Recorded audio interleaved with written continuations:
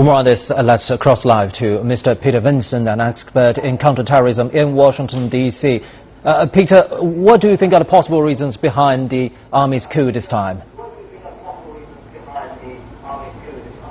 You know, it's been an extraordinarily bizarre and almost surreal night. I pride myself on knowing Turkey very well, having spent a lot of quality time in the capital city of Ankara, as well as in Istanbul. And, you know, the military has very much taken to heart the admonition by its father, Ataturk, to protect democracy and to protect a secular state. And I think certain members of the military in Turkey were upset that the current president, Erdogan, was not doing either of those things. And they've called it a coup d'etat. I prefer to call it, in this particular instance, a coup de colonels, because it appears to be sort of lower-ranking members of the Turkish military and perhaps just a faction of the Turkish military.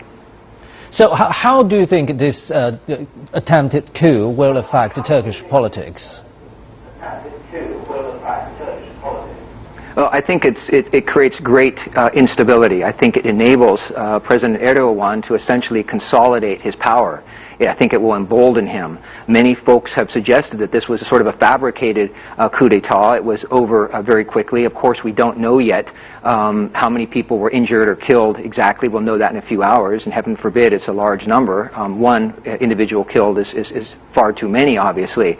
But I think it will really complicate Turkey's efforts to get into the European Union. That is now one member, or will be shortly one member short as a result of Brexit, because President Erdogan fairly skillfully was able to leverage the very significant mass migration refugee crisis to try to obtain concessions from the European Union, including a sort of fast-track admissions. There are currently 2.7 million Syrians residing and living temporarily in Turkey, and I think that this just complicates the entire dynamic for the region. Well, Peter, how significantly do you think this attempted coup will affect geopolitics?